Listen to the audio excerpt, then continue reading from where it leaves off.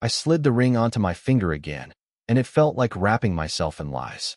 I still remember the glitter of that circle, the metal cool against my skin, the weight of every promise I once made pressed softly against my knuckle. The moment I clasped it back on, something inside me cracked. I didn't feel safe. I felt trapped.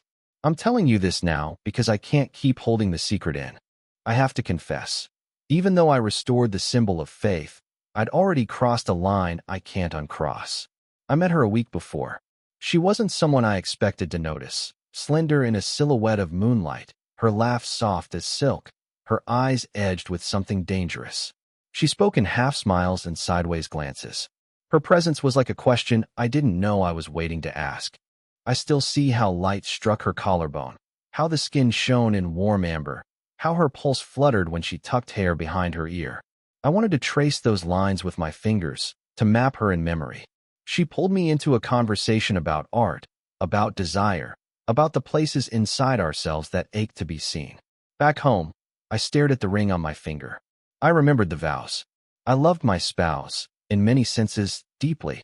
But there was a hollow in me I didn't know how to fill, and that hollow had been whispering ever since she walked into the gallery. I told myself I would resist. I promised myself it would never go past a fleeting thought, a brush of hands, a stolen glance. But desire is a sly thief. It carves its way inside you before you know you've opened the door. The night I put the ring back on, after days of longing, I told myself, this ring is my shield. I'm safe now. I can walk away. But walking away means fighting the gravity of her pull, and I already felt myself falling. I replay the moment in my mind. The gallery doors closed behind me, and she was still lingering, the lights soft on her skin. She turned, saw me, and the air between us shifted. She smiled, not flippantly, not coyly, but with a recognition, as though she'd been waiting. We talked longer than I intended. The world outside slipped away. The stories she told, of half-forgotten travels, of nights spent chasing shadows, of secret dreams she never voiced, reverberated in me. My chest felt raw under my shirt. My palms dampened. Every time I laughed, I felt the tautness in my throat, the ache behind my ribs. At some point, the gallery emptied, and we found ourselves under a faint spotlight of city lights. Outside on a terrace, the breeze soft, the city's hum distant. She reached for her wine glass. I reached for mine. Her fingers brushed mine, accidental or intended. I couldn't tell. The jolt that shot through me told me it was intended. I sensed her watching my ring. I could feel the weight of her gaze flicker there. My breath stuck in my throat. I wanted to twist my fingers, hide it, remove the barrier. She asked me about love, about commitment, about whether we can contain what we feel. I answered vaguely, toning down truths. But inside, I teetered on confession. I wanted to say, I am married. But I also wanted to say, and I'm drowning. She leaned in closer. I smelled her. Faint perfume, something darker, wood and amber. Her hair brushed my cheek. My heart fluttered as though it would hammer its way out. Every fiber of me, the part one had ignored, the part one had buried, came alive. Just as she whispered something, her words indistinct, a question, perhaps, I felt a hand on my shoulder behind me. A guard, or staff, asking if we needed to leave. She pulled back, her eyes still burning, and the moment shattered. I left that night with half her words in my ears, half her presence in my skin. I clutched the ring as I slipped into my car, awareness burning. I was already too far gone. I tried to make sense of what was happening next. I replayed every nuance of her laugh, every tilt of her head, every lingering pause. I found my mind wandering in the middle of the day, to her voice, her scent, to what might have been if I had not held back. But I restrained myself. I stayed home that evening. I sat in rooms heavy with silence, the ring on my finger suddenly sharp and foreign. I stared at it, turning it slowly, thinking of the vows, of home, of promises made. I touched the engraved inside. Our initials, a date. The memory of when love was unguarded. Yet longing is a slow burn. It doesn't die easily. The doorbell rang just as twilight softened the sky. I opened, and she stood there, under the porch light. She said, I was close by? My heart thudded. The world narrowed to that square of light, her shape. We stood frozen. She smiled a kind of half-sorry, half-defiant smile. I didn't ask how she found me. She didn't explain. She just said she had something to show me. I moved aside, stepping into the hallway. She followed, holding an envelope. I recognized the curves of her script. "I thought you should see this," she said, voice low, with a tremor. She handed me the envelope. My hand brushed hers. A spark. Inside were photographs, images I didn't expect, landscapes, shadows, a window open at night. And among them, a picture of her, at a rooftop edge, the city stretching below, her hair wild, her expression fierce. Behind her, faint and blurred, was a man's silhouette, almost indistinct. The revelation crackled in the air. She said, "There's more I've never told you." Her eyes flickered with anticipation. I swallowed. I felt my pulse in my throat. The ring felt heavier than ever. My mind reeled. Was she revealing a danger to lure me? Or confessing another secret? Either way, she pulled me deeper. And I realized, as I looked into her dark eyes, I didn't want to escape. That night, I lay awake, the envelope on the side table, my mind spinning. The ring felt like a tourniquet, tight and oppressive. Every time I closed my eyes, I saw her silhouette. I heard the whisper of her voice asking me to understand. Morning came in fragments of gray light. I couldn't eat. I couldn't focus. I stared at my reflection, tired eyes, drawn lips, a man caught between loyalty and longing. When evening came, she called. She wanted coffee. She wanted conversation. I agreed, against better judgment. We met in a quiet cafe halfway between our homes. The scent of roast coffee and dark wood filled the air. She arrived in soft light, wearing a sweater that fell off one shoulder. She looked real and impossible all at once. We talked. She told me about the man in the photo, a past entanglement she'd sworn she'd left behind. A heartbreak, a wound she never closed. The silhouette was not threat, she insisted, but memory. She said the rooftops are where she thinks best, where she felt light. That's where she made the picture. But then she turned and asked me a question, whether I'd ever wanted to run, whether I felt quiet regret in the spaces of marriage. My throat constricted. I didn't lie. I told her I'd felt incomplete. She nodded slowly, as though she already knew. She leaned across the table. Her hand hovered, inches from mine. I froze. I wanted to pull it closer, press my palm against hers, close the gap. But I didn't. Her lips parted and she said, "Sometimes boundaries are illusions." Her eyes glimmered. I felt warmth sweep through my chest. The world contracted to the distance between us. And then she rested her hand on mine. Just light pressure, almost casual, but it burned through me. Electricity. All my resolve shattered. She whispered, "Tell me one true thing." I closed my eyes. My heart pounded. I felt the ring, the weight of promises. And I whispered, "I want you." She smiled, triumphant, tender. The cafe seemed to hush. That confession changed everything. The way the light looked in her eyes, the rounding of her lips, the slight catch in her breathing. It transformed the air. I left the cafe feeling unsteady, disoriented, hollow, and full at once. The city lights looked sharper. Every sound echoed. The ring on my finger felt like a dare. Days passed in a blur. I avoided her calls sometimes. Fear, guilt, shame. And other times, I leapt at them, suffocated by need. We exchanged messages, lines of longing veiled in casual talk. She'd ask me about mundane things, the weather, art openings, books, but heat dripped in each sentence. Late one night, she came over. I didn't expect her. I answered the door to find her framed in the doorway, moonlight falling over her. Her eyes held a question. We drifted into the room. We didn't speak. The silence was thick, heavy with possibility. She moved close. Her breath warmed my cheek. I felt her hand grazing my shirt. Light, testing. I pulled her in. Careful at first. My hands laced in her hair, trailing down her spine. Her pulses flared beneath my fingers. The moment stretched, holy, suspended. But then guilt crashed through me. The ring. I caught myself curling inward, stepping back.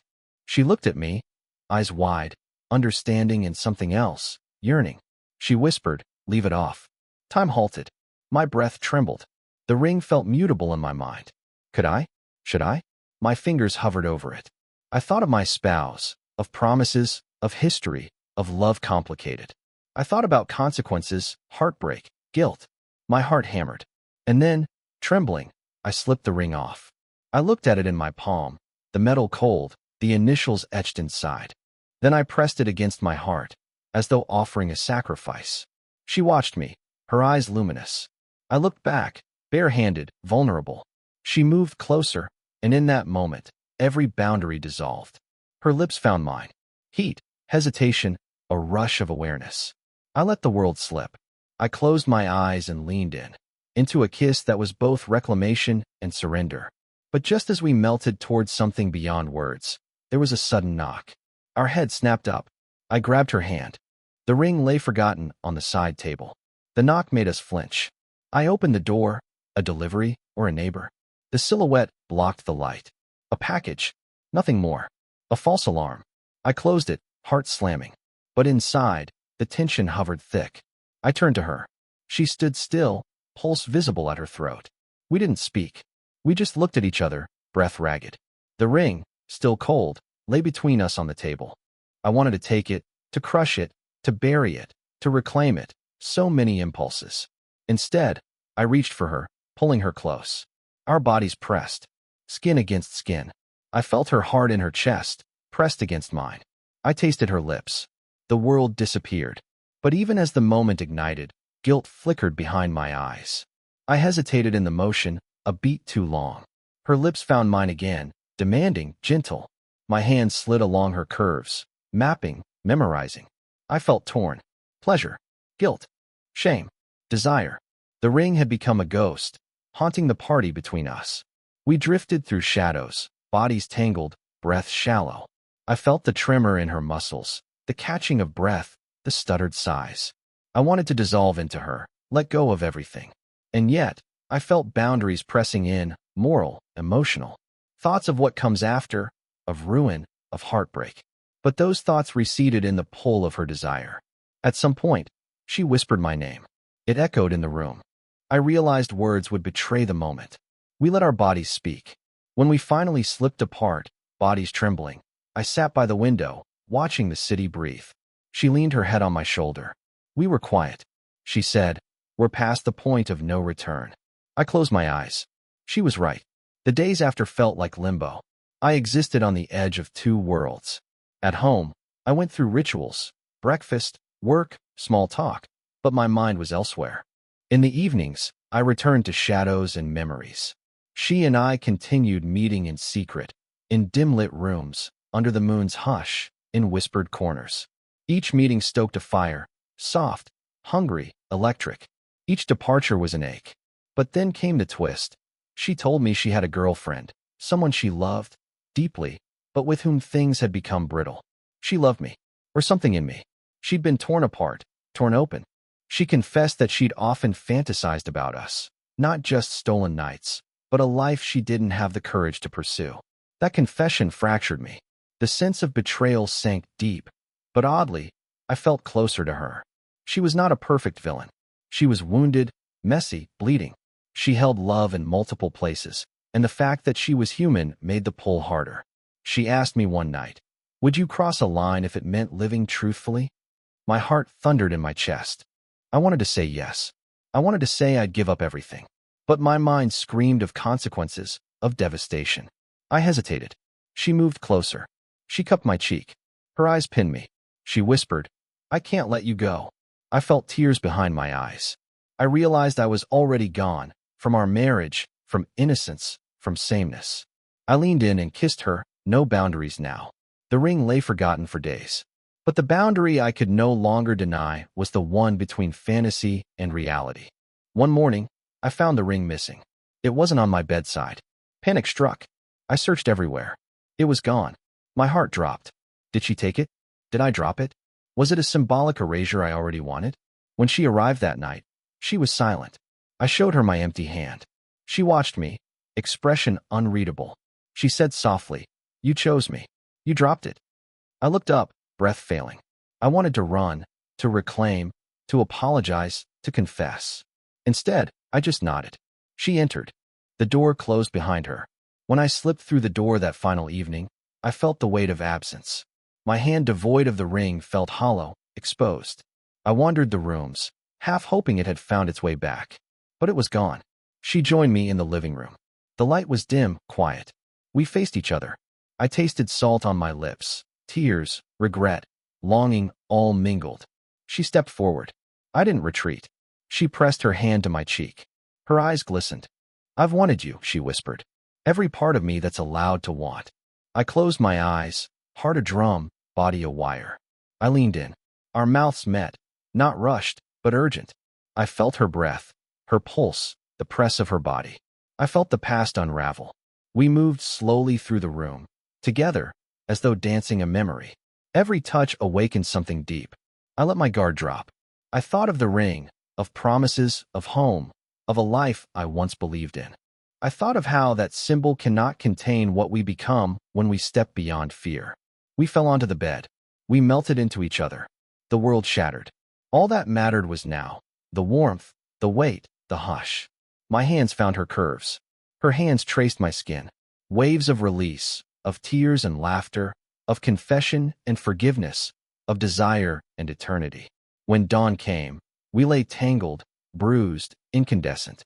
She traced my scars, my bones, the places where I'd held walls. I touched her hair. We stayed silent. I looked over at the ring, on the floor by the dresser, tarnished, discarded, a relic. I thought perhaps it had done its work.